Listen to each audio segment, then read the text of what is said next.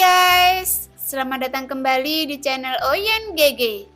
Di video kali ini, kita akan melanjutkan cerita Donghua Battle Truck Devon. Ayo langsung aja ke alurnya. Anda menebak dengan baik. Saya sedang mencari Anda kemana-mana dengan tergesa-gesa. Tetapi tampaknya beruntung, Anda ditemukan oleh saya di sini. Keterampilan sembunyi Anda sepertinya tidak terlalu bagus.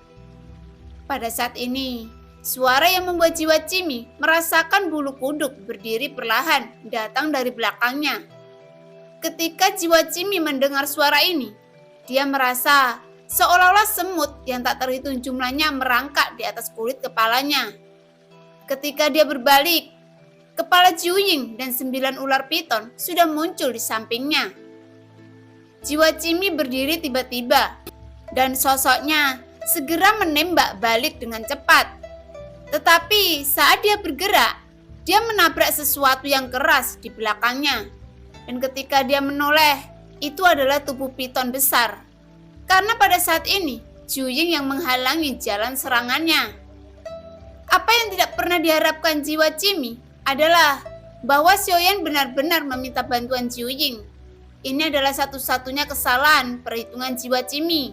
Baru saja melihat sosok Xiaoyan masih duduk bersila di atas kepala Juying. Juying, aku sudah mengorbankan jiwa untukmu sebelumnya. Dan kamu berjanji padaku untuk menyingkirkannya, tapi tidak menepati janjimu. Apa yang ingin kamu lakukan sekarang? Mata Cimi menunjukkan kepanikan. Dan darah dewa aslinya sangat kuat. Tetapi saat ini, avatar dewa asli ini hanya mencapai dewa asli bintang 2 dan sama sekali bukan tandingan Juying. Apalagi jiwa Cimi semakin sadar bahwa jiwanya memiliki godaan yang kuat untuk Juying. Karena Juying melahap jiwa dan kanibal yang merupakan eksistensi yang sangat menakutkan. Ditambah dengan keunikan jiwa Cimi itu sendiri, Juying itu bisa digambarkan mengeluarkan air liur karena jiwa. Aku selalu menepati janjiku. Apa yang kamu katakan pasti bukan apa-apa. Aku tidak tahu dan aku tidak mengenalmu. Jika aku memfitnahmu, aku akan menelanmu sekarang. Juying menjawab secara langsung dan mendominasi. Menghadapi Juying, Cimi tidak membuka mulutnya untuk berdebat lagi. Tidak hanya yang kuat dihormati, tetapi juga yang kuat memiliki hak akhir untuk menafsirkan ucapan apapun. Juying memiliki keputusan akhir untuk mengakuinya atau tidak.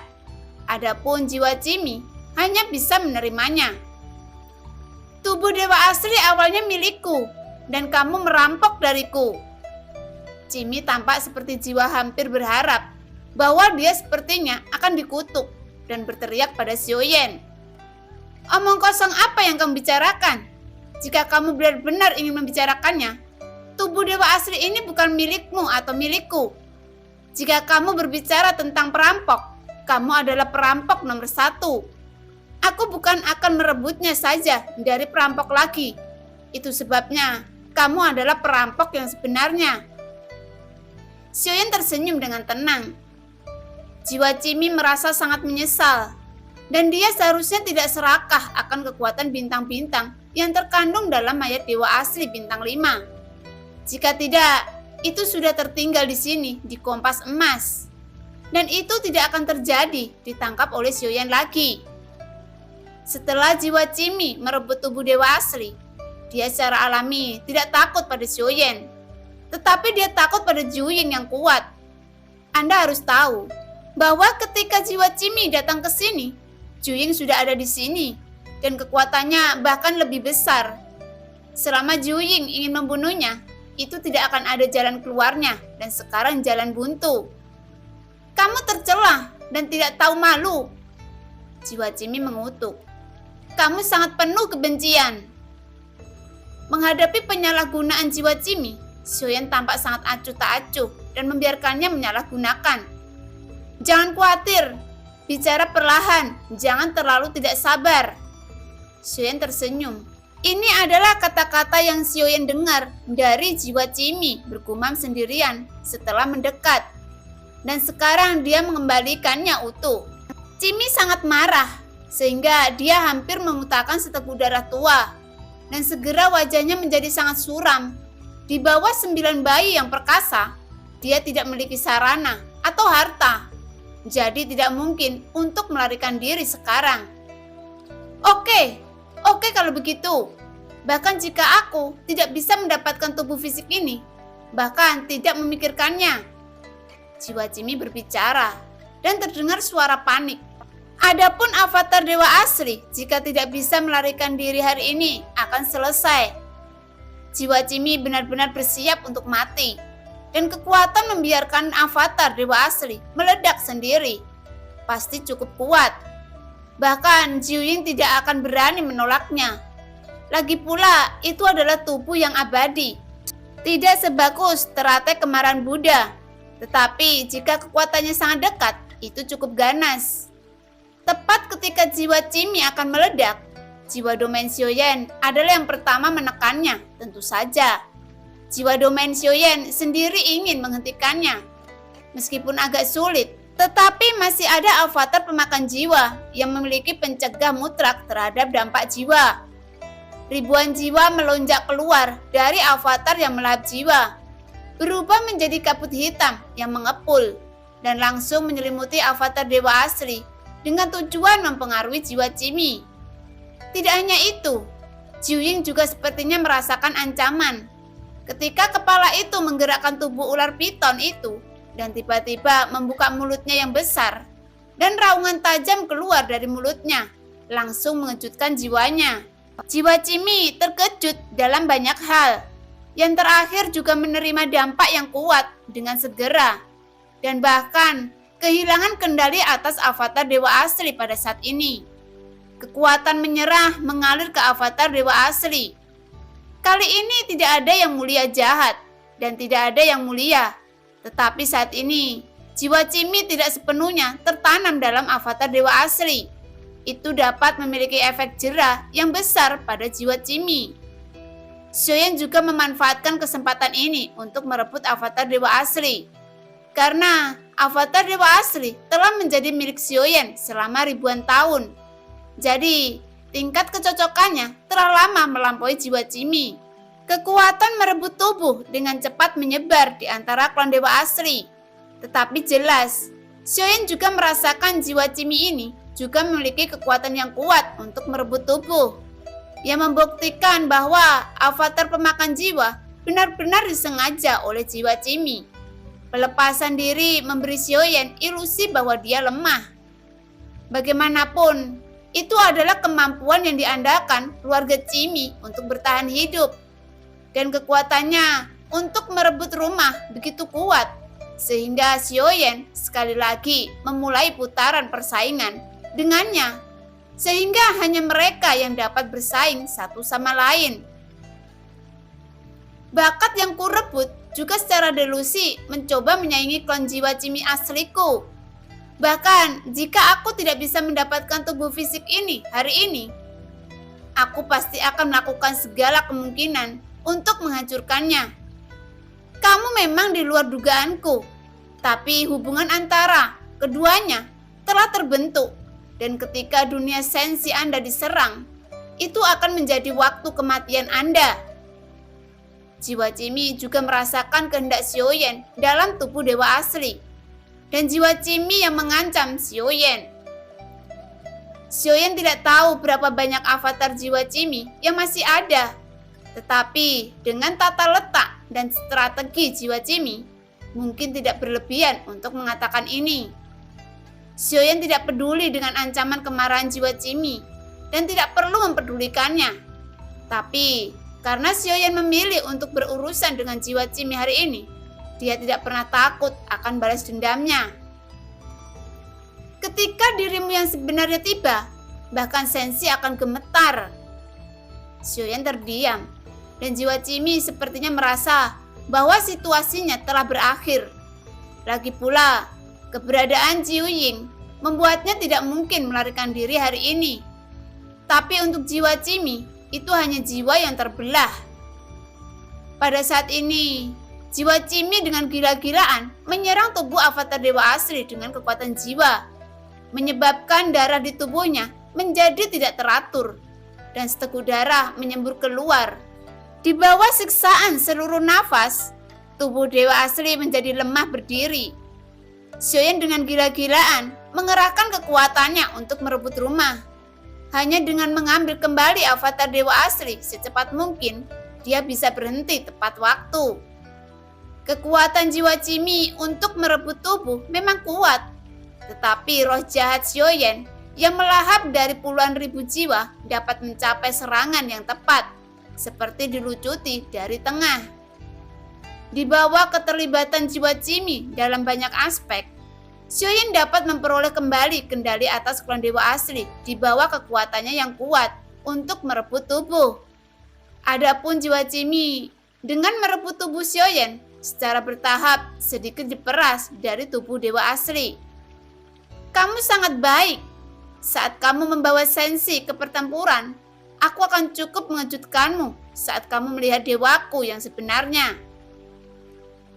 Jiwa Cimi tidak berdaya, dan dia menyaksikan Dewa Asli yang akhirnya menang kembali.